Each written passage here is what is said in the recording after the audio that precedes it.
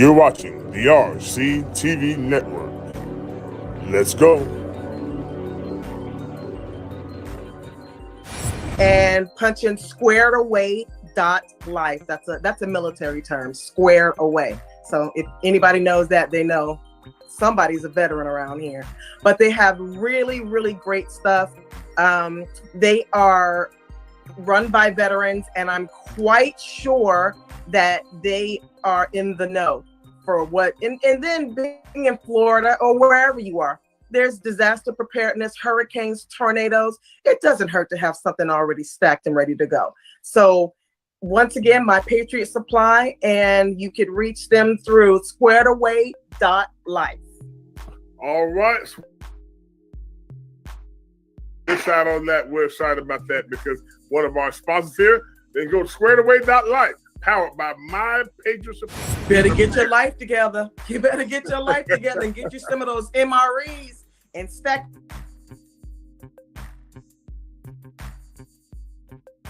some MREs from My Patriot Supply. You'll thank me later. All right. Now let's go to our next story. We're going to talk about something called BPA. BPA. And who knows what BPA is? Ooh, Lord, I can't see that. You can see that? Let me blow it up for you here. Well, Shonda, you can pronounce it. You pronounce it so I don't say it wrong. Bisphenol, is that right? Hold on, I have to see. Bisphenol A. What you say? Is it BPA? BPA. BPHA. No, BPA. Bisphenol. Bisphenol.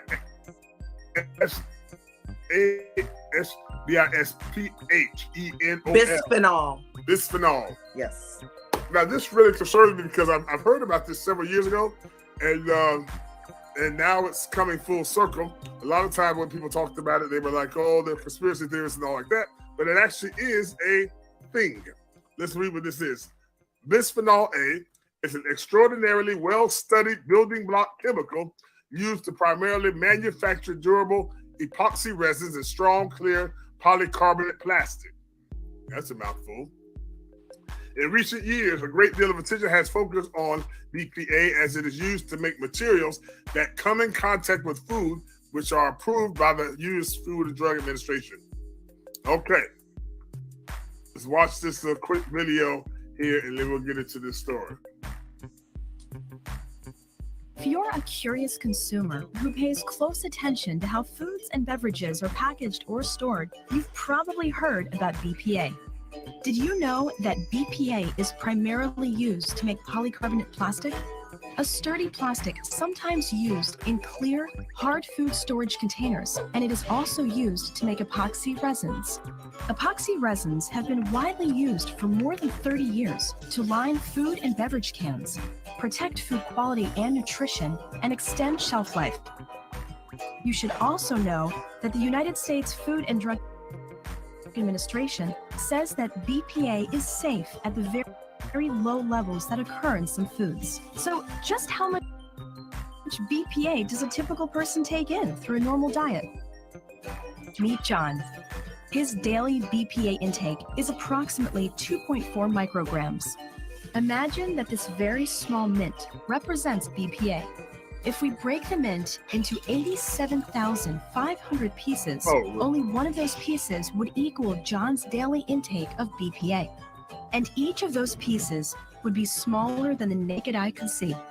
This trace amount of BPA taken in through a normal daily diet is 1,000 times below the safe intake level established by government scientists. A consumer would have to ingest hundreds of pounds of food and beverages in contact with polycarbonate plastic or epoxy resins every day to exceed the safe limit. Through extensive studies on lab animals and some tests with human volunteers, we know a great deal about how our bodies process BPA. When BPA is ingested, it is absorbed through the intestinal wall. Most of the BPA that is taken in is converted in the intestine to a substance with no known biological activity. Any BPA that remains is then converted in the liver to the same inactive substance before entering the bloodstream. Within 24 hours, the inactive substance is eliminated from the body. Even when volunteers in clinical studies were exposed to much higher levels of BPA than typical, no BPA was detected in their bloodstream. So here's what we really do know about exposure to BPA from food and beverages. BPA is well tested, and we know from FDA scientists that the trace amounts we are exposed to from materials that keep our food safe are safe for us. To learn even more about BPA, go to factsaboutbpa.org. Okay, does it sound like maybe they are pro BPA? It sounded like they're for. It's like, oh, it's just you. Sounded like they were You know for. what? There was a time. Remember a couple of years ago, the big thing, the big trend was don't leave your water bottles in the car, Right. because the heat heats up the plastic and it goes into the water. Mm-hmm. But then that died off. I never heard about it again. So it's, and the things that they say that it affects, they said it affects men and their fertility. They said the BPA poses a serious health risk to men, adversely affecting male reproductive function. So if you out there trying to pop them babies out, I'm gonna need you to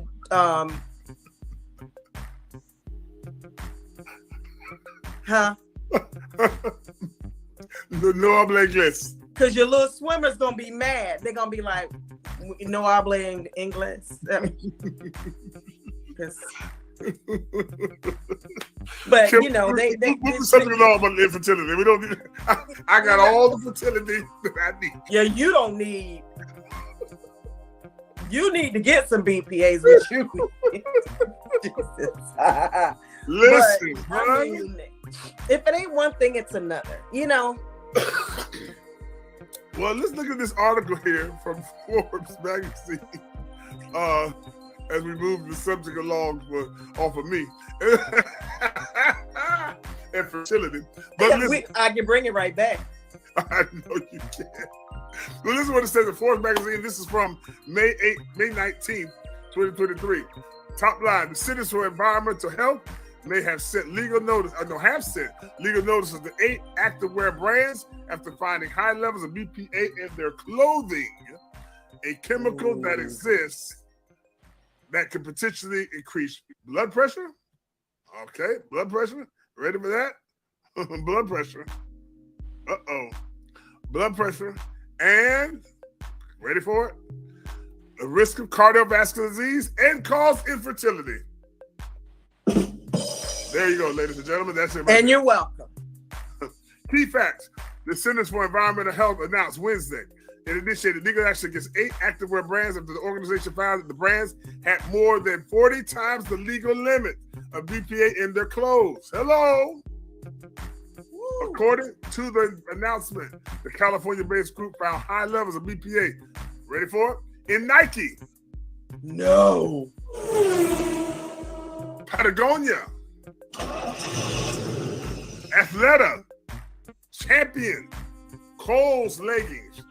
Adidas, Nike, and Champion athletic shorts, Fabletics athletic shirts, and Fabletics athletic shirts, and Sweaty Betty sports bras.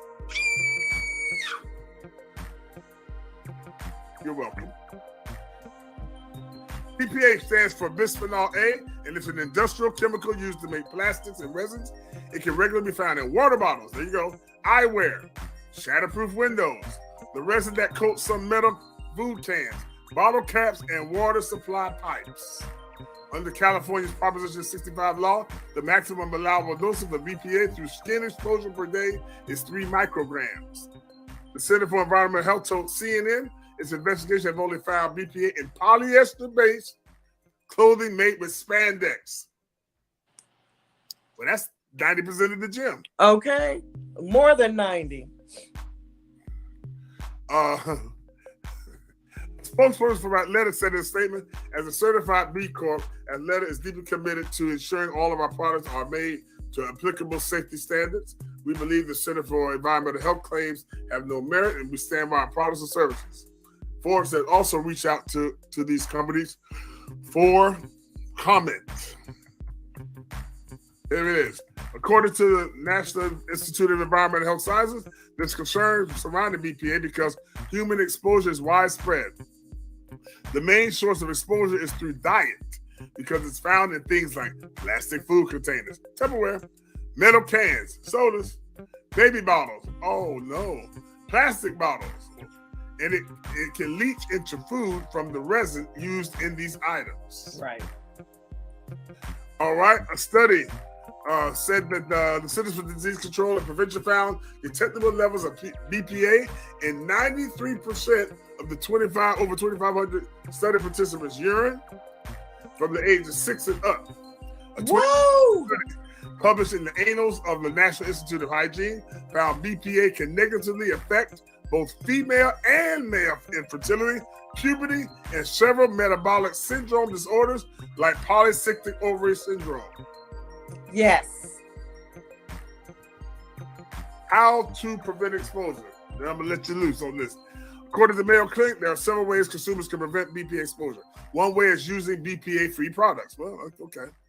Manufacturers label products without BPA.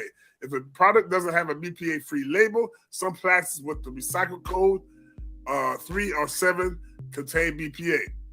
Another method is to avoid putting plastic containers in the microwave, oh Lord, or dishwasher because the heat may break them down over time, allowing the BPA to ooze into food. The Mayo Clinic also recommends using plastic alternatives like glass, stainless steel, or porcelain for food and eating fresh and whole vegetables. All right, Leva, take it away. Wow. Now, you want me to get in the gym and work out and to get my swole on.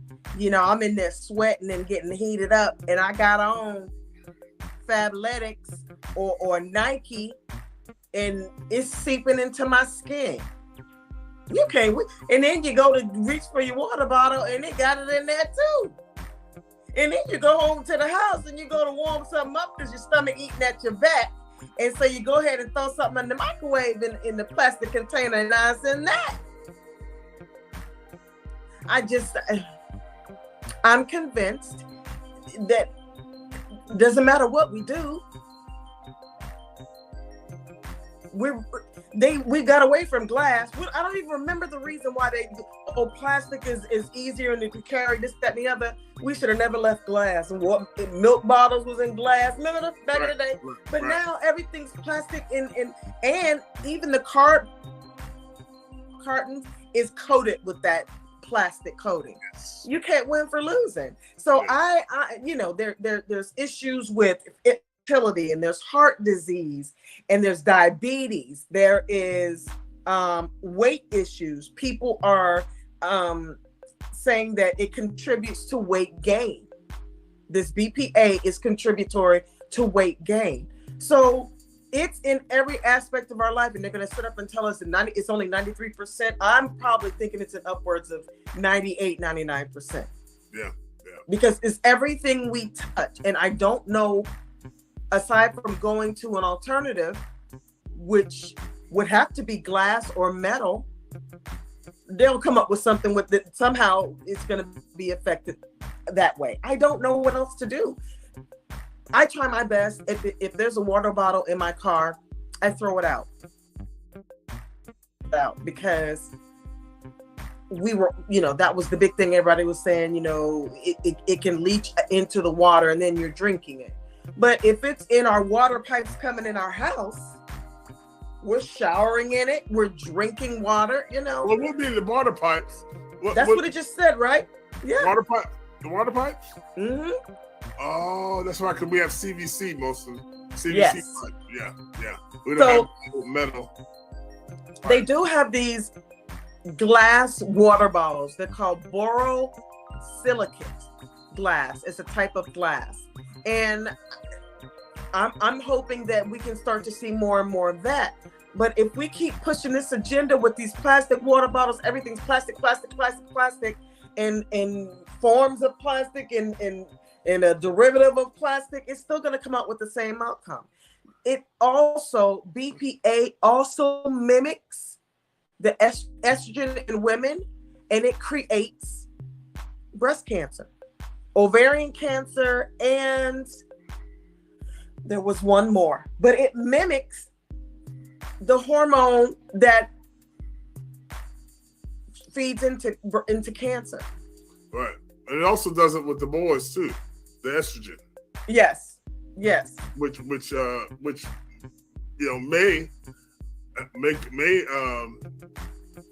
contribute. I don't know. Just throwing it out for softball, may contribute to some of the gender dysphoria. Because it's blocking some of the hormones and puberty and all that going on. Right.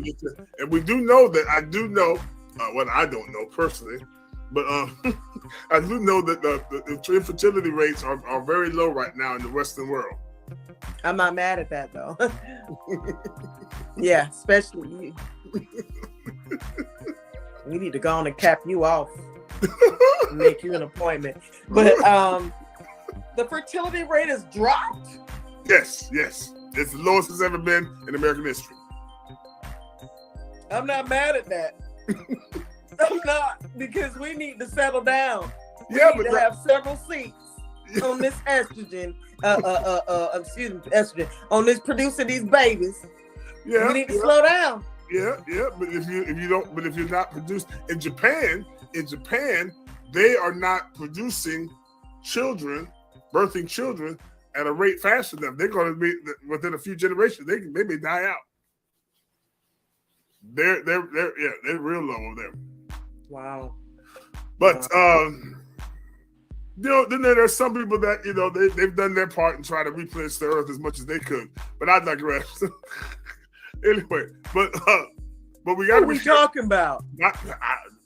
Hey, wasn't me. But listen, but we got to be really careful with this because it's amazing how things go full circle. Absolutely. Because with the environmentalists, plastic does not break down. When you put it in that recycling bin, it doesn't break down. It does not. They don't know where to put it, so it's just still out there. But that's why the old plastic glass. Do you watch any of these African movies? If you ever watch those movies like in Nigeria, and they'll pan like the city, and then they'll go down into like the poorer areas, and their water supply is disgusting. And in their water is all these plastic water bottles because they only drink bottled water. Wow. Only reason they use anything that comes out of a pipe is to bathe with. But their water is so contaminated and disgusting that the only thing they drink is, and when I tell you their water is so expensive over there, so I'm wondering what their BPA levels are. I'd be curious to find out what is the, because I promise, I'm gonna see if I can find a picture and send it to you. The amount of plastic bottles all outside on the rivers, banks, or whatever, and it backs right up into these people's little huts that they're living in. It's disgusting, but I guarantee you their BPA levels is through the roof. I guarantee you. Well, it's amazing. We really gotta go full circle and go back to, like you said, go back to glass, the stainless steel. Because as long as you can wash it out of the mold, so long as you can wrench it out real good. Wrench it out. Don't wrench it out. You reach around there and wrench it. Reach around there and wrench that thing out, boy. I mean, think about it. We used to drink water out of the water hose. And was fine. You do that now, you're gonna be sick. You're gonna be DED. You understand? They say what they used to be, and I used to sit around and be like, "Oh, my aunt and my mama used to sit and talk about things and how they used to be," and I'd be like, "Well, how it used to be?" Because I can't even imagine. Now listen to us, because we didn't worry about that foolishness back in the day. No. Because things weren't fast. Okay, drive through. We got to drive through for this, and this is fast over here. And when it started getting crazy, when we started hearing stuff like 1 hour photo, and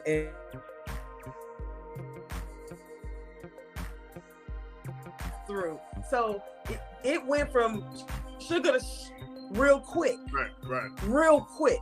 And honestly, these little kids, I should say, what are the ones, the 20-year-olds? What are they now? Not that Gen Xers. Gen Z. Hot funky mess. They so exposed to just tomfoolery. I can imagine what they stuff gonna look like in another 20 years. I'm gonna be here. I'm gonna be talking junk, but I'm gonna be here. So, but from what we came from to now, to it's bad. Yeah.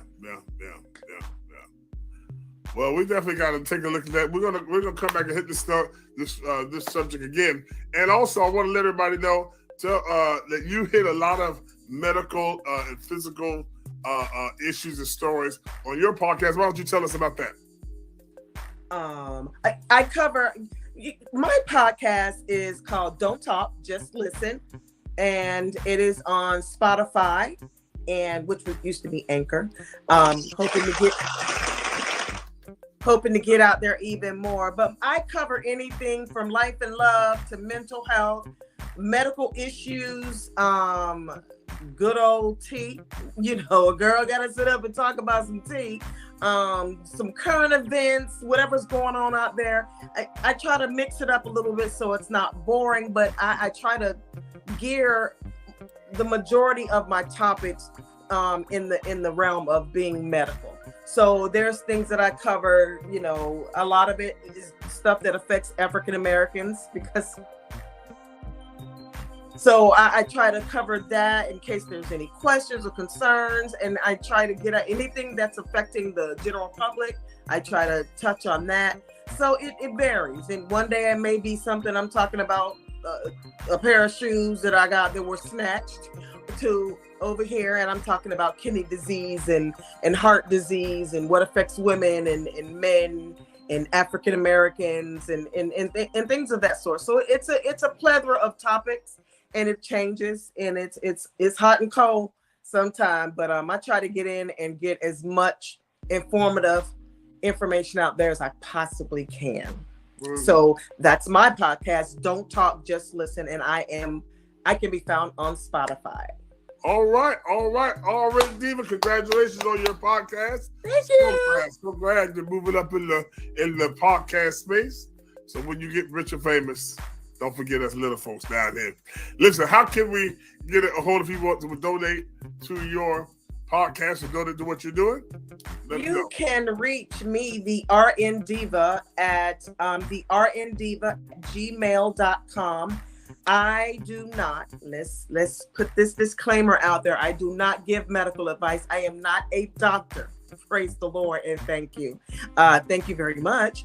But I will give you my opinion. And if that helps you, more power to you. And you can reach me at the rndiva@gmail.com and just pop a question in there, and let's see what I can do for you. And then you can also, I'm at $RNDiva01 on Venmo if you'd like to donate to the cause, and on PayPal at Shonda.Black, and that's my PayPal. So thank you in advance. All right. And don't forget that we have Psalm Hymns and Spiritual Songs every Sunday night, 8 p.m. Eastern, right here on the RCTV network. And we're also on Spotify with this podcast, and also on Roku. Go to your Roku platform and go to streaming channels, put in RCTV network, and you will see us there. And also this podcast, along with motivational minutes, interviews, and sermons. And if you want to donate as well, you can go to Cash App RCTV Networks, or Venmo, Rob Carpenter 2, and Coinbase. You have cryptocurrency, long as it's right, legal. Rob Carpenter. That's right. We're so glad that you've joined us for another episode. Thank you. Podcast with the RN Diva and Pastor Robert. This is Pastor Robert and RN Diva saying good night. See you next time. Good night.